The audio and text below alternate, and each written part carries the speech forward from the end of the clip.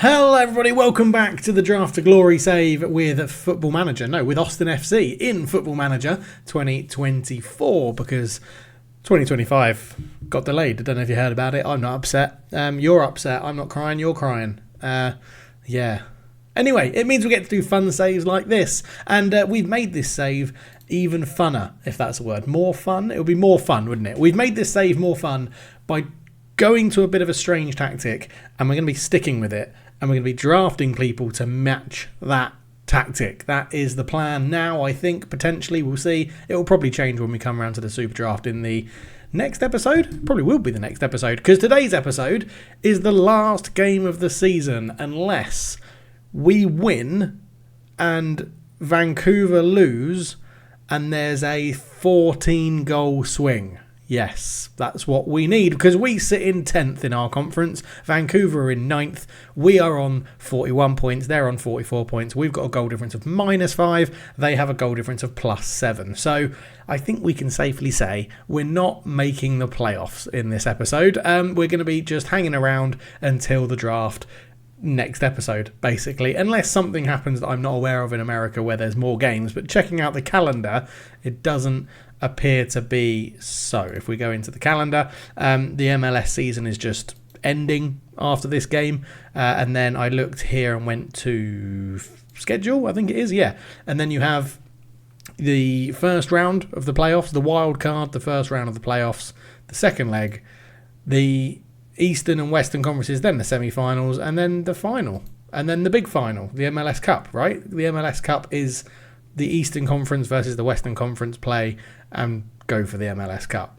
Then we have all the waiver drafts and re-entry drafts, which we're not going to be bothering with. And then in January next year, we have the next Super Draft. The 11th of January, I think it is. I should be able to get to it from here, to be honest, but I'm not going to do that. It's going to take forever. But yeah, it's not been going too bad. Let's go and have a quick look at the results. So in the last episode, we started in the Leagues Cup and we beat Atlas. We played the next game in the Leagues Cup against Minnesota and we beat them 4-2. Otakilo got us the first on a rebound after we hit the post.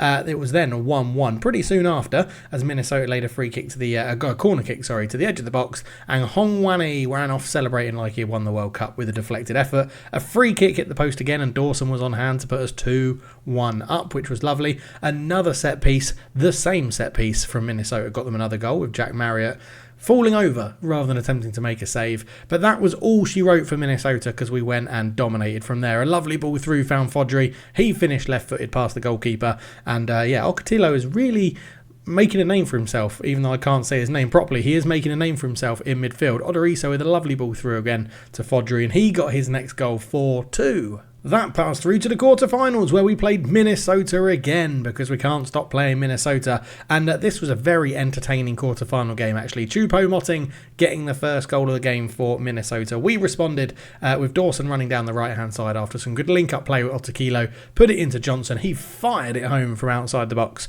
to make it 1-1 right on the stroke of half-time. Muriel stepped up and scored a penalty to make it 2-1 to Minnesota with 10 minutes gone in the second half. Dawson swung in a free kick. The keeper had an absolute shocker, and Sean Toves was at the back post to head home. That made it, 2-2. And then we moved on forward again as Odoriso came down the left-hand side, ball through to Farkler, who got a game in the cup. And he made it 3-2 with a goal that was deemed onside. But Minnesota equalised as Gazerb headed it away from his own goalkeeper. Tafari gave it to Harriel, dinked it in, and Choupo-Moting was there to head home. And he is very tall in this game. It went all the way to penalties, and Dawson scored, which was very good. Muriel also scored, sending Jack Marriott to stand down the middle. Odoriso stood up left-footed, hit it straight into Emming's chest. Next up was Timo Pukki. He fired it low and hard past Marriott in goal. Farkler stood up, he missed as well, trying to do a terrible penalty down the middle. Choupo-Moting stood up and scored, and then there was just basically sudden death. Williams stood up, he scored, but we knew that if Minnesota scored, they would win, and they did. I don't know why it didn't show it, but Yeboah scored and did score, and then we went out because Odoriso and Farkler had missed their penalties. So, yeah, we're out of the cup. We played a few more games in the league as well. A 1-1 draw with New England, 1-0 loss to FC Dallas, a 2-1 loss to Philadelphia, a 1-1 draw against Atalanta, which was actually a pretty good result for us. We then played Minnesota again and drew with them 2-2 because we can't stop playing Minnesota. We drew 1-1 with Inter Miami, which was a really good game. We kept Lionel Messi quiet, but not Luis Suarez. He scored for them, where we tried out a new 4-3-2-1 system, and it's picked up a couple of wins, 1-0 against Sporting Kansas City and a 2-0 win over LA Galaxy as well. You can see that's what it looks like in the bottom left. It gives you some very interesting passing maps, as you can see. But yeah, let's watch these goals, because the game against LA Galaxy was pretty decent. Jake Marriott got man of the match, which is weird because they only had 2 shots on target. But we did play very, very well. Corner, Odoriso swung it in at the near post. It was Webb with a header. A lovely finish there. And then the second goal of the game, Johnson with a free kick. Hit it in off the wall, down the middle, 2-0. Thank you very much. Good night, Irene.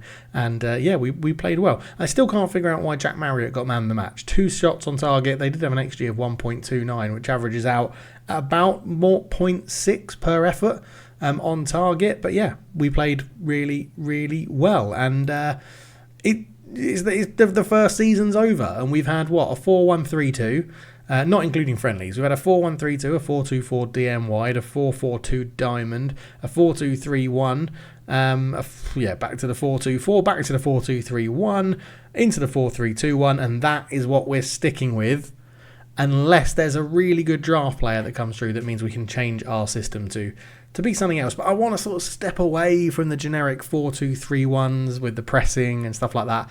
So I've gone with a 4-3-2-1, which at the moment suits our squad relatively well, because we have Daniel Pereira ruled out for the rest of the season, Fodry's out for the rest of the season, Logan Mallett's still out for the rest of the season, and Dyak is also out for the rest of the season as well. So yes, it suits our system at the moment. Because obviously we do have to get Pereira back in this squad. Although Wolf's got terrible fitness.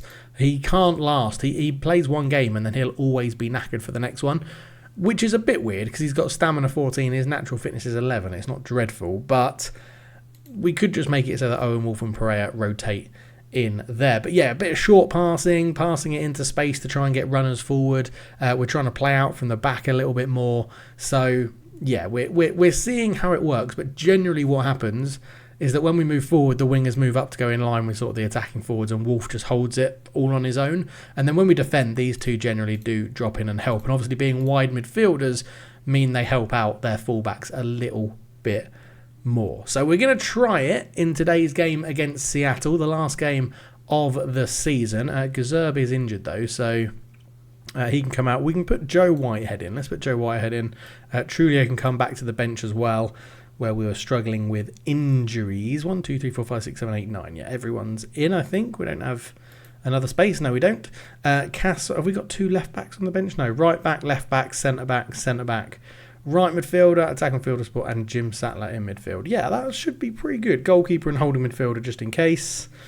Yeah, okay. I mean, next season, I'm excited to get back, have Pereira around for a little bit more, especially getting Mallet back. I think our form dropped off a cliff when Mallet got injured and then when Dyak got injured, because they were both our starting strikers. So I'm hoping that when we come back next season, we'll be all right. We'll be all right with those 2 players back. But again, it's going to be a conundrum to see how we fit all these players into a system. If you've got an idea for the squad, you all know what the squad is now.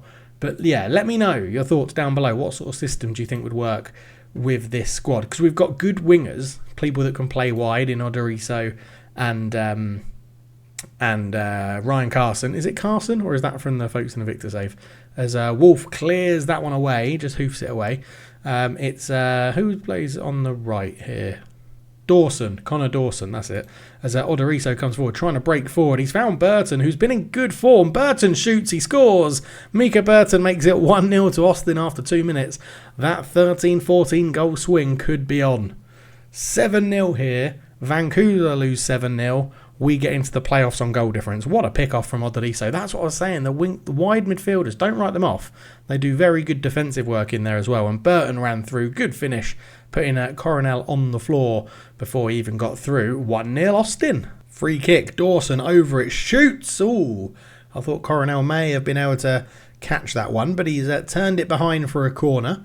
And we do have good corner takers in Odoriso and good targets to aim for into the box. And Webb's at the near post, but he can't keep his header down. It goes over the bar. 25 minutes gone. And we are on top of this one. More shots on target. And loads more possession as well. 62% to their 38%. But it's a corner for Seattle. Rusnak swings it in. Big header at the back post. It's sort of cleared away. De La Vega's a great challenge from Wolf on him as Bell picks it up on the left-hand side for Seattle. Puts it across into Volodare.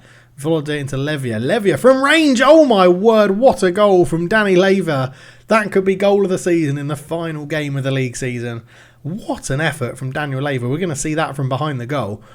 Does Jack Marriott have a chance, or is the shot just that good? Volodare into Leva. Leva, he's got no... It's a wonderful goal. It's an absolutely wonderful goal from Daniel Leva for Seattle. What a finish. Corner again. Dawson with it. Swings it in. Webb runs onto it. It's a good save from the keeper, and it's cleared off the line by Palencia. And...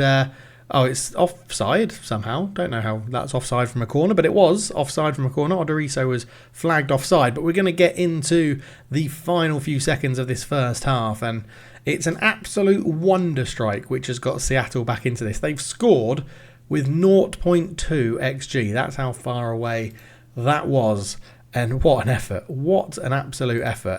We've had a lot of shots, so keep going. Keep going. And I like this system. It gives good numbers going forward. Seems to be pretty good defensively as well. It's not giving up too many clear-cut chances of what we're doing. And we'll see how it goes, right? Okay, getting to the hour mark, and I don't want to be too Ruben Amorim about it, but I like to make substitutes on the hour mark. Otakilo and Ben Williams both having not the best game, so we'll bring Brian Arellano on for Ben. Otakilo can come off for Andrew Johnson, that's okay. We'll move both of those up. Sandoval can come off for Liam Bentley as well, and we'll do those three substitutes and then see how the game unfolds, I think. It's a throw-in to us. Bentley's got it. The right back that's just come off the bench finds Webb. Webb just holds onto the ball. Can go back to the keeper, but finds Wolf in a bit of space. That is such a hospital pass, Mr. Wolf. That is absolutely dreadful. Vargas, ball through Ferreira. Boris looked offside. I think he is offside. The referee is going to go and check it. It looked like one pass too many, didn't it, there from Seattle? Because Ferreira got it, and it has been flagged for offside. So, yeah, a good line from the defence. That's what we'll say there. Marriott is still fuming at the referee about it, but it's been disallowed. Calm down. Throw in again. Bentley with it. Into Wolf. Back to Bentley. Bentley swings it across towards the back post. Keeper claims it really well. Coronel in goal. And he's done a good job there. He's done a really good job. We did have a trade, actually. Can you remember the goalkeeper we had in our B team that was at the club when we first got here that no one wanted? Casacante, I think his name was. We've actually traded him out for some draft picks next year. As Arellano shoots, it's a good save from Coronel again.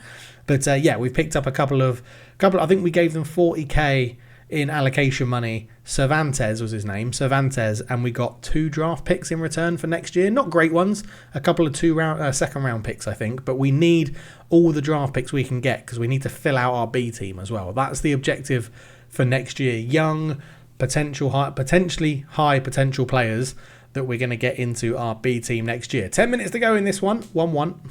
Let's get some subs on before I stop talking. Let's get some more subs. We've got some tired legs in here, haven't we? So Wolf can come off to be replaced by Sattler. I put Johnson on there. I was meant to put Sattler up there, not Johnson. Dawson can come off and be replaced by Pascarella. That's okay, and that is all of our subs. So more attacking subs than defensive subs in this game, and I don't have a problem with that at all. It's a free kick to Seattle. They're going to score a late winner, aren't they, and break our potential 14-goal swing playoff hearts. Jones goes around. He goes a long way around. Jones. It's a terrible finish. What I do love about this save, by the way, is like how bad the MLS is in the engine compared to like the Premier League and things like that. All the players are so physically good generally in the MLS, and that's shown in the match engine with the amount of goals from set pieces and the amount of goals which is just by pure like pace rather than skill. But anyway, it's a 1-1 draw here. We aren't going to be going into the playoffs, but 16 shots, 10 on target against 8 and 6. It's a good game. We've played well there. We have played well, so I'm pretty happy with how we're doing. We might not have got the results, but we should be happy if we continue to play like that. we will be fine. But the last game of the season sees us. Vancouver dropped out of the playoffs anyway because FC Dallas snuck in there. So good for them. We finished 11th in our conference. And I think it's around about 20th in the Supporters Shield, if I remember rightly. So we should see. Good behaviour rewards. These are good in MLS as well. If a player has, 4 yellow cards or something, or he's 1 yellow card away from a booking and he plays 5 games without getting a yellow card, he then gets that yellow card suspension completely taken away, which is nice. Burton ends his goal. New England negotiate. They want to do 40k in allocation money for their 3rd round pick. I think this is because I'm trying to get rid of a goalkeeper I really don't want, but what I might offer then is Nico Van Ryn, because I don't want him either. And we'll go for New England's 3rd round pick, and let's go for their 2026 2nd round pick. No, they don't want that. Shall I just do... I'm going to call that off because I don't want their 2025 3rd round pick really, so we'll just call that off at the moment. So DC United of Vancouver have guaranteed themselves... Oh, didn't think Vancouver got in. They must have done. 21st we finished in the Supporters Shield, which isn't too bad. We are in the Western Conference. We finished 11th. They did actually finish above Dallas and St. Louis City in the end. So obviously looking at it before all the results were in, which is stupid of me. But what have we got here? Is this another trade offer? Portland are offering nothing for nothing. So... well done. They do, if they've got, I do stand by this, if they've got MLS in the game, I think SI need to really sort it out so that it works properly, because you get a lot of stupid bugs where it's like, hey, we want your 1st round draft pick, the 1st pick overall, and we're going to offer you nothing. It's like, well, no. We have been awarded 160k after missing out on the playoffs. That's fine. And we shouldn't be too disappointed with the results. We're a little bit better than the opposition, but we only have a draw to show for it. We were much better than the opposition, and they scored an absolute wonder goal to get them a draw. Shut up. Stupid Arjen Robben. Was that Arjen Robben? No, it wasn't. It was Rodolfo Borrello, who's annoyingly really good at his job. But, I said that last time, didn't I? We've got, you want to leave? Okay, discuss issue. Is there anything on your mind? I can't keep you here forever. I'll let next window. I appreciate you coming. So I'll consider any bids that come in. There we go. As long as they're not from the MLS, because if you're leaving, mate, you're going to a different league. I'll tell you that much right now. But we bought in Arjen Robben. This episode's been a bit all over the place, hasn't it? We bought in Arjen Robben, and we got more staff in. And the pick of the staff is Championship manager legend Morten Gamst Pedersen. Comes in with his professional personality and okay attributes, nothing amazing. But Arjen Robben is our assistant manager. He is a perfectionist and he is terrible at his job. So we're hoping that he improves sometime soon. Actually, can I send him on a coaching course? No, I can't. But we've got really good personalities in our staff. So if we go insert general and then personality, we have I'm fairly determined apparently, but we have 1, 2, 3, 4, 5, 6, 7, 8, 9 perfectionists, 1, 2, 3 model citizens, and 1, 2 people that are professional. And then we've got this one guy who's balanced, who's our set piece coach, because he's just really good at coaching set pieces. So he gets to bypass the rule, really. And then we've actually done the same for our physios and recruitment team and the coaching team as well. So yeah, we're on it. We're on it for the good personalities at the moment. I have 2 physios, but for some reason it's saying like they're crap. Which, are they crap? Have I gone with? Oh yes, because I went for I remember now. I went for personalities. Yeah, we've got 2 professional physios who are actually really professional but shit at their job. So we'll see how that one pans out. But that is the end of the season. I'm not going to go through all the end of season stuff. We sort of bombed out a bit, didn't we, in the league, to be honest. If we look at the Western Conference over here and we look at where we went, we started really well and went top because of our name. We dropped all the way down to 12th, then went all the way back to top, and then finished 11th. So, wow, one hell of a rate. Look like,